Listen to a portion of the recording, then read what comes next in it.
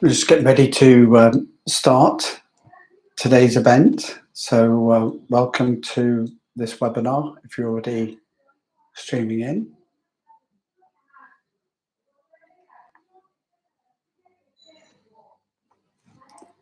A minute to go.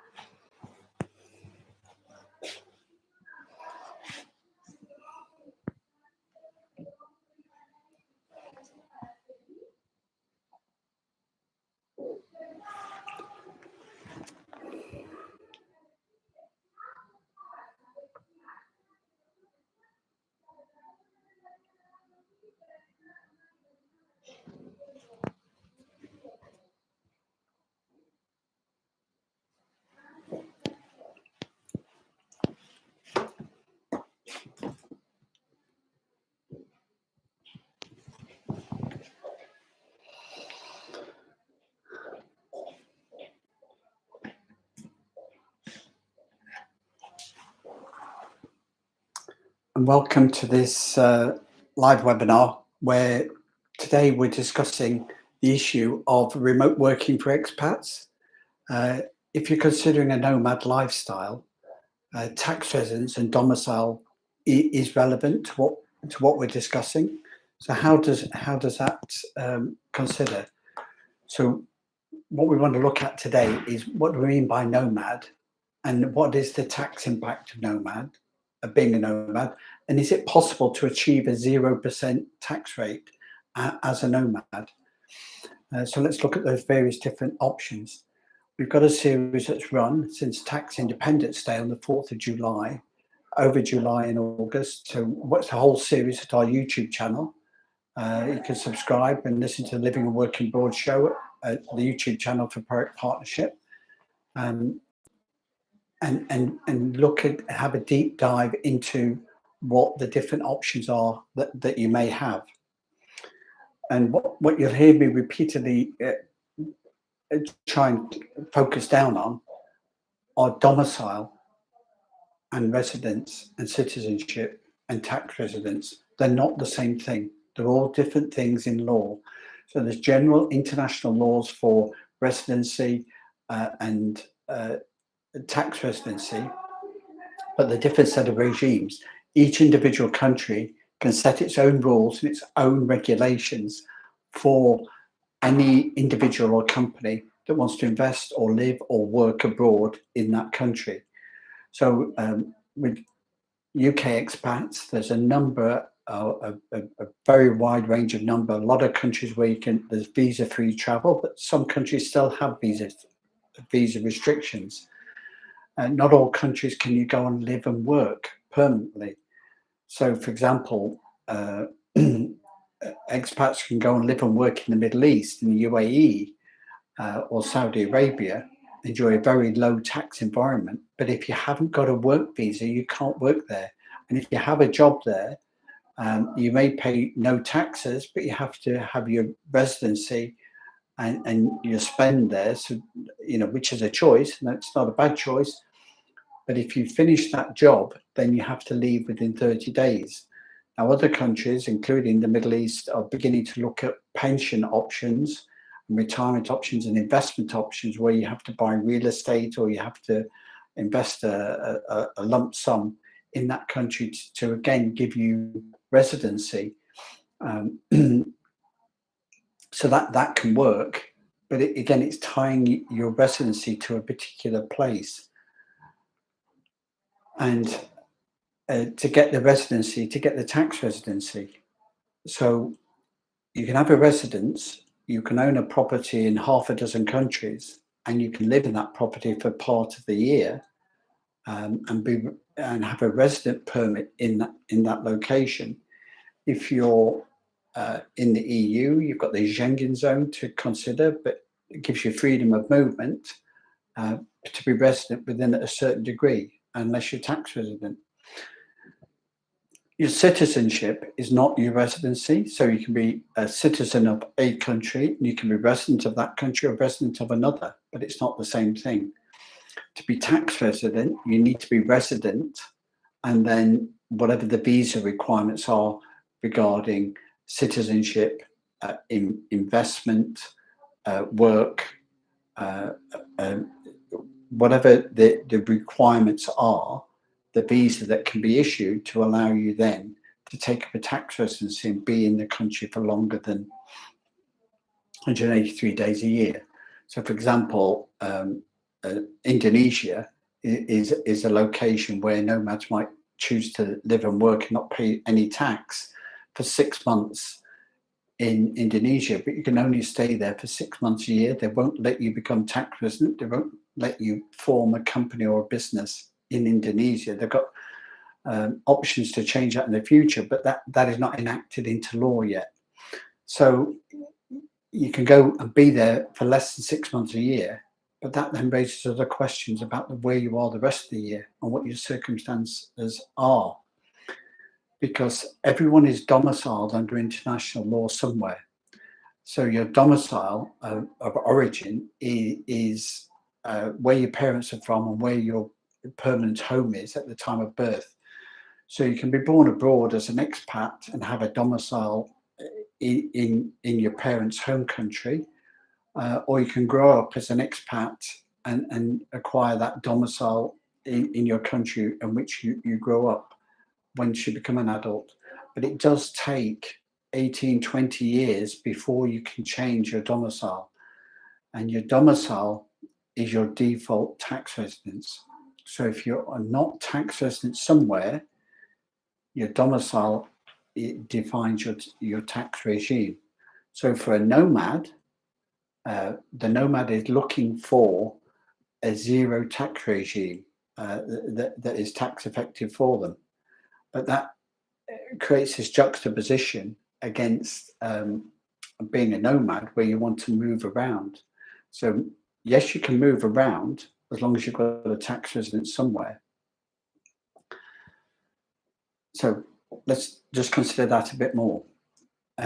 If you want to be a nomad and work 3 months in 4 different countries in a year, you will not technically be a tax resident in any of those countries by residence in that year, but your domicile, your of origin, would be your default tax residency. So a UK expat spending 3 months in Spain, 3 months in Cyprus, 3 months in in Bali and 3 months in the USA would still pay tax in theory on their worldwide income in the UK. So for an expat to leave their home country and become a tax resident in another country and lose that default tax status, there has to be a double taxation treaty agreement between the two countries. If there is no double taxation treaty, then you can't become a non-resident. So, this applies to any jurisdiction. It doesn't matter whether you're talking about Romania, Portugal, USA. You have to have a double taxation treaty. So under international tax law, there's draft OECD double taxation treaties in place, and they are amended and adapted individually between different countries. So your country of tax residence has to have a double taxation treaty with your country of domicile for you to become non-resident from your home country, and pay taxes under the new regime. So the Middle East didn't always have that, but they have got that now. So you can be a tax resident in Saudi Arabia, UAE, Dubai now, and because there's a double taxation treaty, you're not liable to worldwide tax on that earnings, but only because there's a double taxation treaty. If there isn't a double taxation treaty between the two countries, then tax relief cannot be granted. So they're very, very important when you're considering your location about what you want to take. So being a nomad, going 3 months place to country to country to country, doesn't necessarily release you from your original tax residence. You could not be known to your tax authorities, but let's consider how the taxman finds out. Since 2016, there's been exchange of information, and the IT methods of exchanging and understanding that information has progressively improved with jurisdictions. We've seen recently where the French government are even increasing the tax take by using a Google satellite imaging of properties over France to increase their tax take. Every bank account, every money transfer system, every investment, every pension, every social insurance scheme, every property, every job that you own has got some sort of tax resident, and that money is changing hands, and that is a record. So every 1 cent of interest that you earn, that is reported to your home country or your country of tax residence.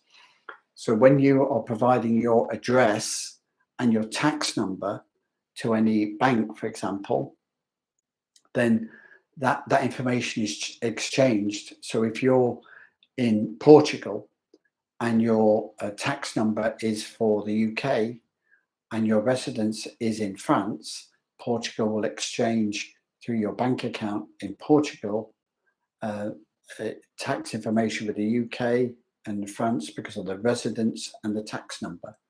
And this is the same all the way through. So you can't, it's anti-money laundering regulation. It's designed to stop big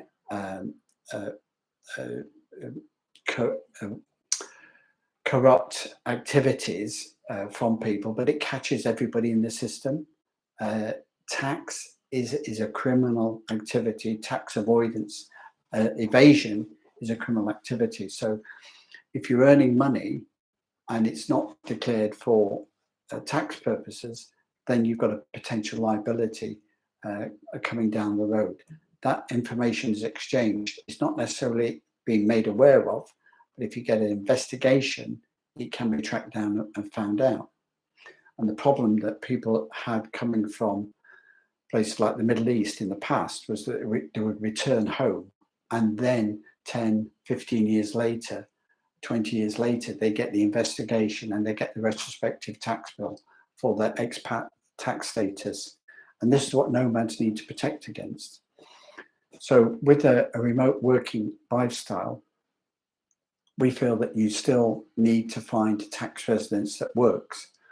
That could be using a corporation, your own personal service company, or it could be through your residence.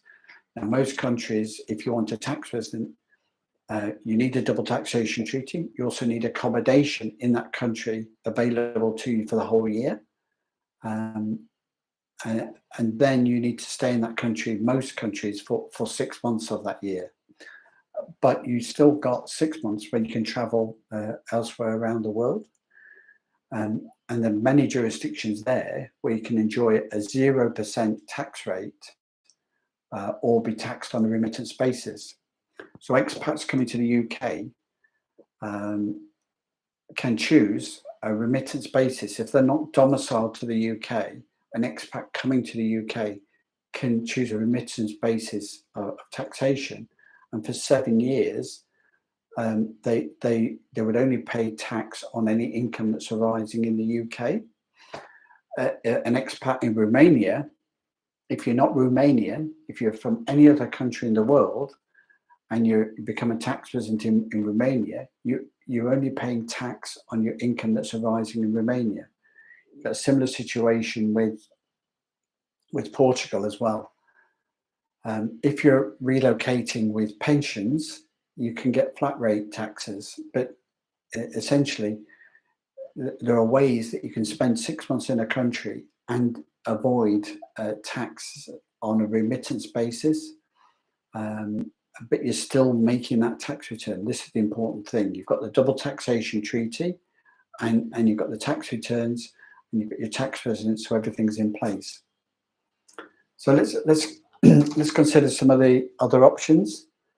Within the Schengen zone, you can move around, but if you're not registered as a tax resident, even as an EU citizen, you're only allowed to spend 90 days in that EU country in any 6-month period.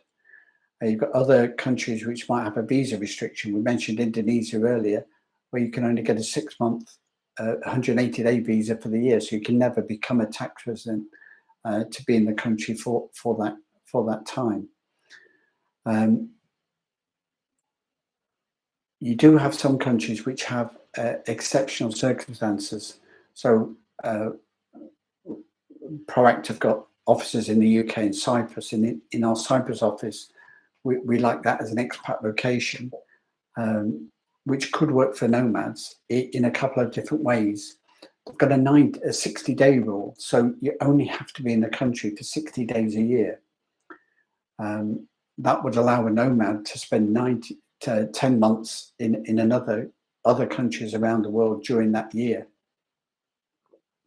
But that also works for people that've got a contract. So you've got a contract work in Asia, Central Asia, Africa, anywhere around the world apart from Cyprus. You can do your work for 10 months and then have your 2 months in Cyprus for your holiday time or whatever. There are some catches to that, is that your business has to be based in Cyprus. But if you need a corporation for your tax entity to enjoy low tax around the world, then the Cyprus corporation has got a low corporation tax rate, 12.5%, not zero. So you have to have that employment base in Cyprus to do that 60 days. Doesn't mean that you'll pay a lot of tax. You can still have 0% on dividends. So you can have a low salary, paying no income tax, and no dividend tax. So you can be earning 200,000 a year, 300,000 a year without paying any tax, other than some social insurance and health taxes based upon certain types of income.